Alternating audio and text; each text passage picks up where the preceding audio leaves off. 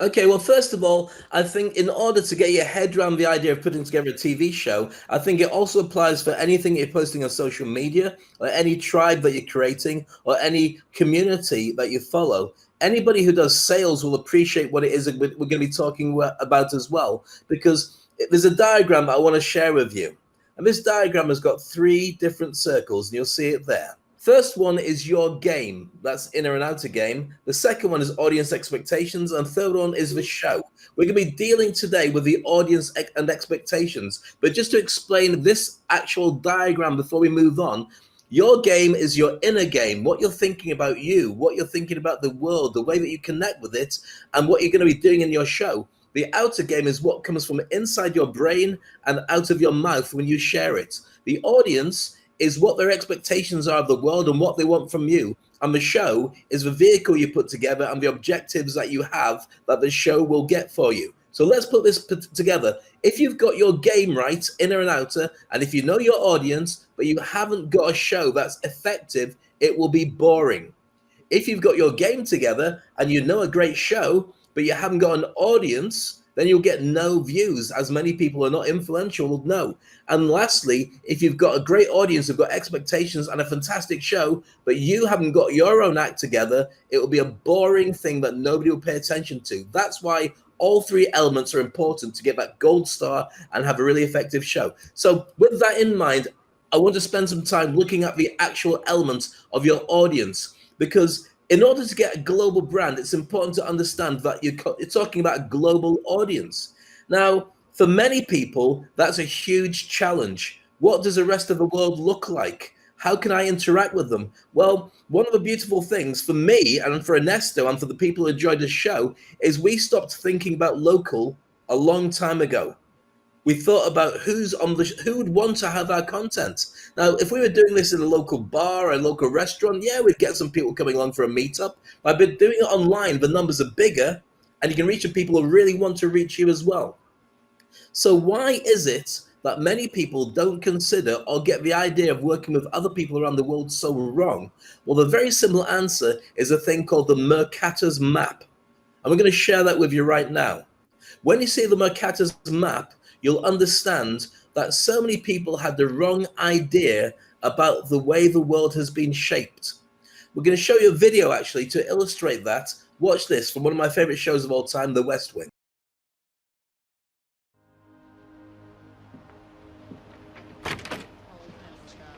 Hi, I'm sorry. Oh, Sorry to be late. not a problem. I'm CJ Craig. Of course you are. I'm Dr. John Fallow. This is Dr. Cynthia Sales and Professor Donald Huke. Hugh. Huke. Okay, and you are the Organization of Cartographers for Social Equality. Well, we're from the OCSE. We have many members. How many? 4,300 dues-paying members. What are the dues? $20 a year for the newsletter. Let's start. Wait, I want to see this. This is Josh Lyman. Indeed you are. Josh, this is Dr. Fallow and Hi. his merry men. Yes. Should we begin? Yes. Plain and simple, we'd like President Bartlett to aggressively support legislation that would make it mandatory for every public school in America to teach geography using the Peters projection map instead of the traditional Mercator. Give me $200 and it's done. Really? No. Why are we changing maps? Because, CJ, the Mercator projection has fostered European imperialist attitudes for centuries and created an ethnic bias against the Third World. Really? The German cartographer, Mercator, originally designed this map in 1569 as a navigational tool for European sailors. The map enlarges areas at the poles to create straight lines of constant bearing or geographic direction. So it makes it easier to cross an ocean. But Yes. it distorts the relative size of nations and continents. Are you saying the map is wrong? Oh dear, yes. Look at Greenland. Okay. Now look at Africa. Okay. The two land masses appear to be roughly the same size. Yes. Would it blow your mind if I told you that Africa is in reality 14 times larger? Yes? Here we have Europe drawn considerably larger than South America. When it's 6.9 million square miles, South America is almost double the size of Europe's 3.8 million. Alaska appears 3 times as large as Mexico, when Mexico is larger by 0.1 million square miles. Germany appears in the middle of the map when it's in the northernmost quarter of the Earth. Wait. Relative size is one thing, but you're telling me that Germany isn't where we think it is? Nothing's where you think it is. Where is it? I'm glad you asked. The Peters projection. It has fidelity of axis. Fidelity of position. East-west lines are parallel and intersect north-south axes at right angles. What the hell is that? It's where you've been living this whole time. Should we continue? Uh-huh.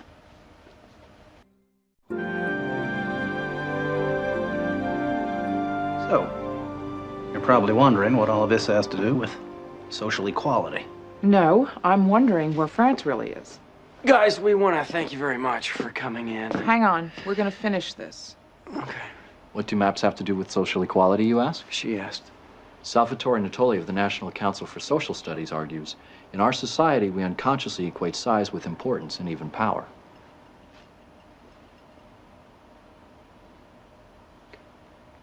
I'm going to check in on Toby. Go. These guys find Brigadoon on that map. You'll call me, right? Probably not. Okay. When third world countries are misrepresented, they're likely to be valued less. When Mercator maps exaggerate the importance of Western civilization, when the top of the map is given to the Northern Hemisphere and the bottom is given to the Southern, then people will tend to adopt top and bottom attitudes.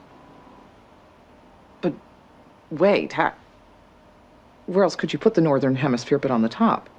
On the bottom. How? Like this. Yeah, but you can't do that. Why not? Because it's freaking me out. Very interesting. So let's put this in some kind of perspective. We want to get you to understand the view of the world. That map that we're talking about there, the Mercatus Map or the Mercatus Map, is something that was used in American schools for 500 years up until 2017. Then we realized it was completely distorted and the equator was at the wrong place and all the African countries and dark countries were given to be tiny and all the rest were given to be a big sense of importance. And Greenland was about the same size as Africa. Now, let's put this into a little perspective without going too close to the bone. Do you remember when Donald Trump tried to buy Greenland? Do you think that maybe that perspective of what a great landmass it could be might have been slightly wrong? So let's put this into a different view. It's a misconception that is at the heart of many people's ideas about doing business around the world. You've got a whole load of people completely different to you who've got a load of money in big countries that maybe have even more of a population or access to buy your stuff than the people in your surroundings, and you may well be ignoring them. So we want to talk now about engaging your audience. Now you understand that they could be everywhere and your perception of who's useful for you is slightly different. We want to introduce to you somebody called Jane Elliott. Now, Jane Elliott is a fascinating character. She's in her 80s, maybe her 90s now, and what she did was after Martin Luther King was assassinated, and she's a white school teacher, or she was a white school teacher, she did an experiment with the children in her class in a very small town. What she said was, tomorrow, well, when they came in, she said, right, everybody, it's been a bit of discovery by science that if you've got melanin in your eyes, the more you have, the more intelligent that you are. The more you've got in your eyes, the darker they are. So all the brown-eyed kids, you're smarter, you can get longer breaks, you can eat your lunch as long as you want, you can drink out the drinks fountain, and you can do what you want in the class. But all the blue-eyed kids, because you're not as smart, you get shorter breaks, you can only eat at certain times, and you have to get a paper cup if you want to take the water out of the fountain, because that privilege is only for the brown-eyed kids.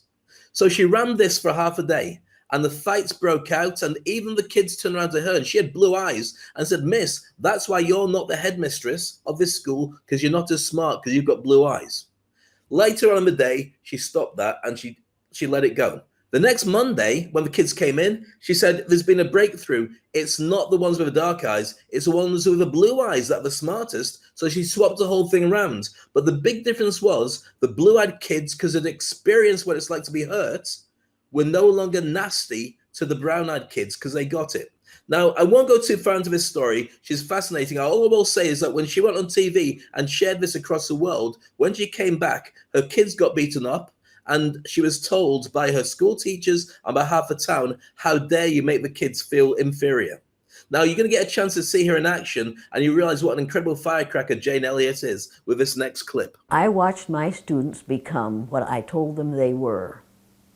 I watched little wonderful brown-eyed white people become vicious, ugly, nasty, discriminating, domineering people in the space of 15 minutes. I watch where brilliant little blue-eyed white Christian children become timid and frightened and angry and unable to learn in the space of 15 minutes. If you do that with a whole group of people for a lifetime, you change them psychologically.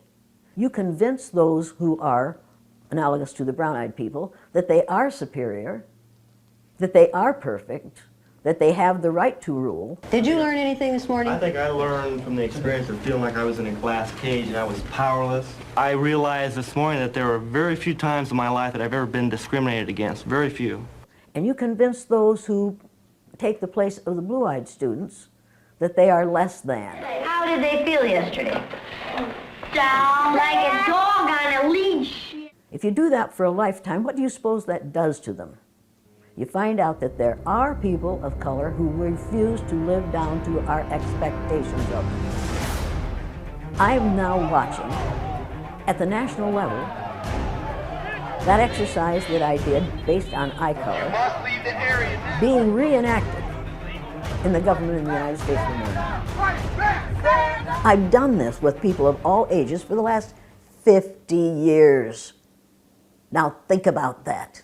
Next year it will be the 50th anniversary of the killing of Martin Luther King Jr. and the beginning of the blue-eyed, brown-eyed exercise.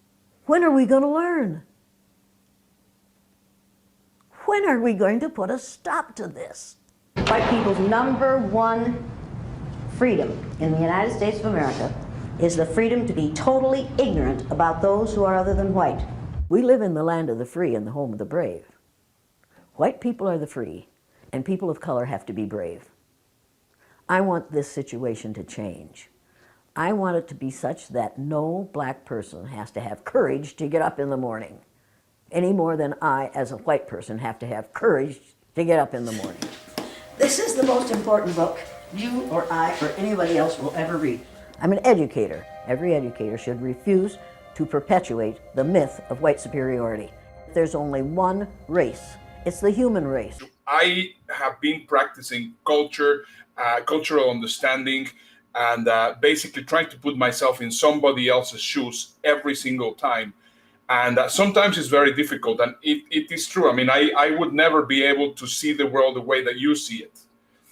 But I am incredibly empathic, and I believe very strongly that that this really can make a big difference the moment that you experience it in your own life. And this is why traveling, and this is why seeing the world in the eyes from someone else will be incredibly powerful. And this is what I think we do very well, because of course, you know, I mean, we are always trying to empathize with others, trying to understand and trying to see the world in the other person's view. And for me, I see you aching every time that I see this story of what's going on right now in the world. And even though I cannot feel it in the same way as you feel it, it also pains me because I know that you're in pain. And this is one of those things which is incredibly important with being global, because you need to really try to, as much as you can, try to understand what the circumstances are for every single person. Thank you. And you're right. I mean, for anybody of color, and I'm not just saying of color, but anybody who's in that kind of position, it's not just aching when it comes up, you're aching every day, but it's reminding you when you see the things in the news. But to put it back into business perspective, your ability to do really powerful icebreakers and activities with your audience, and especially if you make them inclusive, with diversity being the reason why you bring people together, you end up being able to make more profit, get faster decisions made, have a smarter team, and create greater loyalty amongst your audience when you exercise that. So also, we're going to have a look in a moment at another activity. It's on the same angle, because I think it's very important that we open up your mind to be able to think about a global audience. If every single person who we're talking about was to give you $1, regardless of what color, what creed, what age, what sex, whatever they are, what religion, doesn't matter, then you've got access to every dollar on the planet. If you narrow it right down, then you lose a ton of people. So let's have a think about where your economics work. Because in many cases, it's hard to work out where the money is. And in many cases, you need to work out what the drivers are behind people to take them to where they need to be. And I think the exercise that's in the next video will blow you away if you haven't seen it. And you'll see it with a different set of eyes if you saw it a couple of years ago. Have a look at this. Hey, line up. Line up. Everybody line up. We're about to race. Everybody line up. Shoulder to shoulder. Take off your backpacks. Basketball, line up. We're about to race. Hey, we are racing for a $100 bill. The winner of this race will take this. A $100 bill. Before I say go, I'm going to make a couple statements. If those statements apply to you, I want you to take 2 steps forward. If those statements don't apply to you, I want you to stay right where you're at. Take 2 steps forward if both of your parents are still married. Take 2 steps forward if you grew up with a father figure in the home. Take 2 steps forward if you had access to a private education. Take 2 steps forward if you had access to a free tutor growing up. Take 2 steps forward if you've never had to worry about your cell phone being shut off. Take 2 steps forward if you've never had to help mom or dad with the bills. Take 2 steps forward if it wasn't because of your athletic ability, you don't have to pay for college. Take 2 steps forward if you never wondered where your next meal was going to come from. I want you guys up here in the front just to turn around and look. Every statement I've made has nothing to do with anything any of you have done. Has nothing to do with decisions you've made. Everything I have said has nothing to do with what you've done. We all know these people up here have a better opportunity to win this $100. Does that mean these people back here can't race? No. We would be foolish to not realize we've been given more opportunity. We don't want to recognize that we've been given a head start. But the reality is we have. Now, there's no excuse. They still got to run their race. You still got to run your race. But whoever wins this $100, I think it'd be extremely foolish of you not to utilize that and learn more about somebody else's story. Because the reality is, if this was a fair race and everybody was back on that line, I guarantee you some of these black dudes would smoke all of you. And it's only because you have this big of a head start that you're possibly going to win this race called life.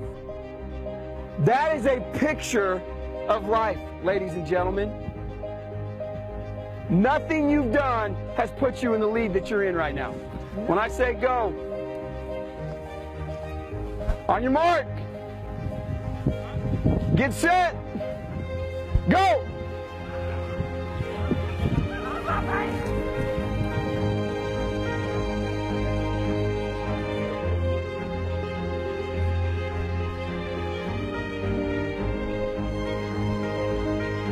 If you didn't learn anything from this activity, you're a fool.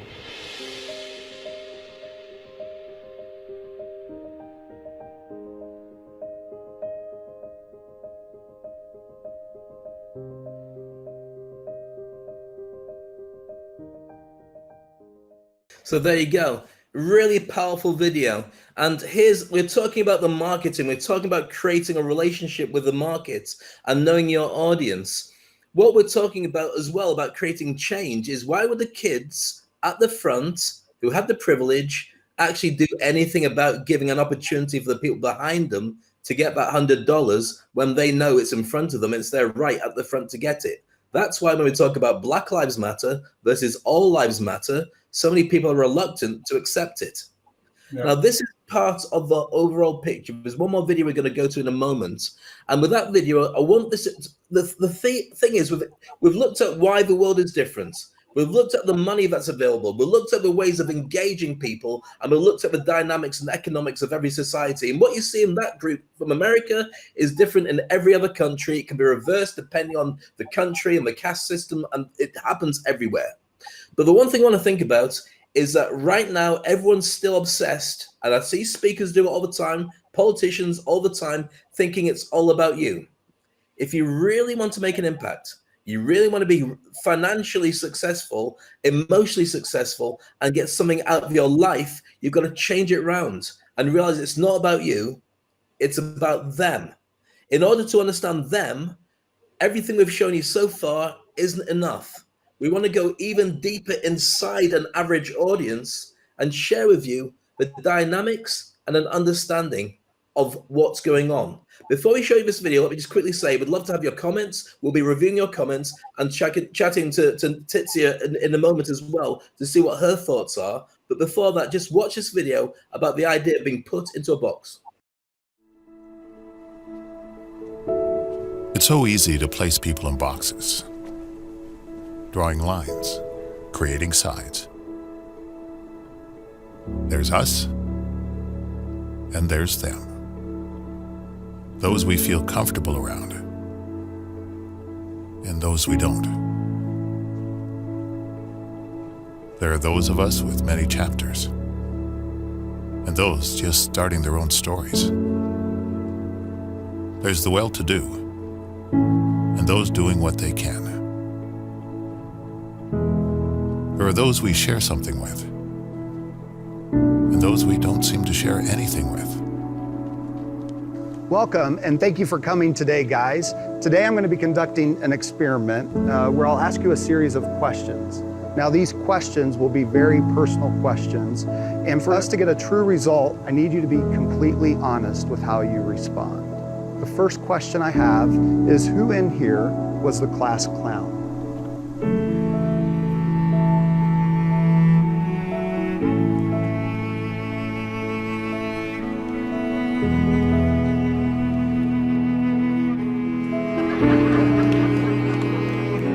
Who is never on time?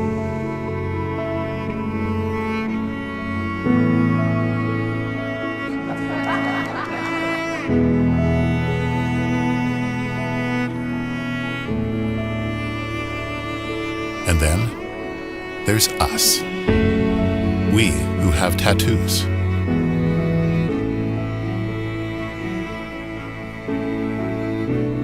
We who feel lonely.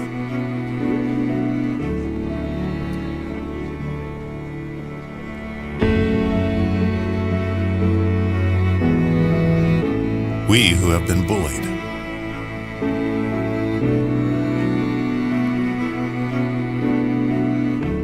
We who have bullied others.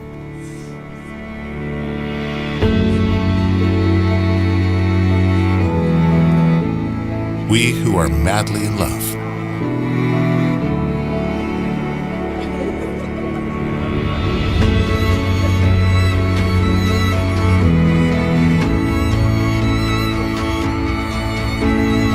We who have overcome great adversity.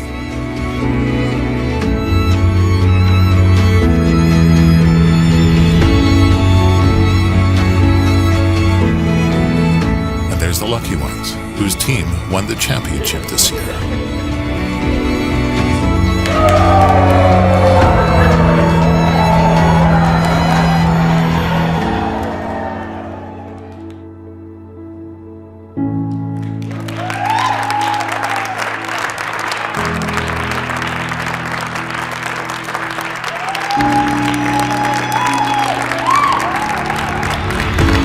We who beat cancer.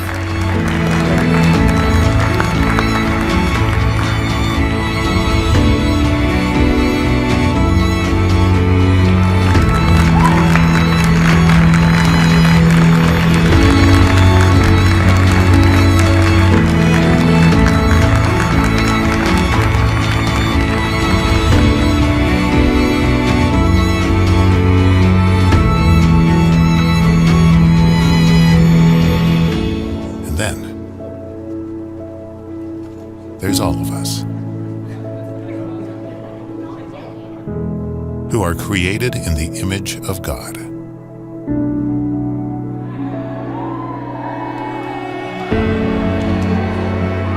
And as one body, we stand together,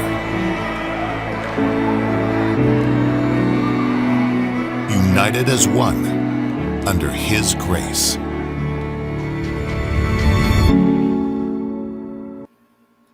Ask for your comments. Have a think about how much money is being left on the table when you look at the adverts in magazines, billboards, TV. How many of them actually have black or colored families or individuals on them? Because people don't know how to market to them, or they don't care. If you're going to speak and be effective, think how many people you can reach when you stop thinking about people being like you and start looking at the people who are there's so many more who aren't like you, who would love to have somebody help them and take them on a journey that makes their lives improve. In Rome, do what the Romans do. If wherever I went, and as you know, I'm a very well-traveled man, and wherever I go, I always want to learn the different cultures, how people think, what is what they think, what is what they feel, what is what they want. And not just coming from my perspective, because my perspective is always the least important for them. Now, the big thing that you need to always understand as a global speaker is how can my perspective be beneficial for either one of the people that you're talking to? How can you make them connect with you, and your experience, your perspective could be also given for them? So that, I think, Dave, you really hit the nail on the head, because this is absolutely critical for every speaker. And I think for me, the big takeaway, and that also should be for you, is never call yourself an international speaker just because you have spoken. For example, I mean, if you are in Germany and you spoke in the Netherlands, or if you are in the States and you spoke in Canada, that does not make you an international speaker.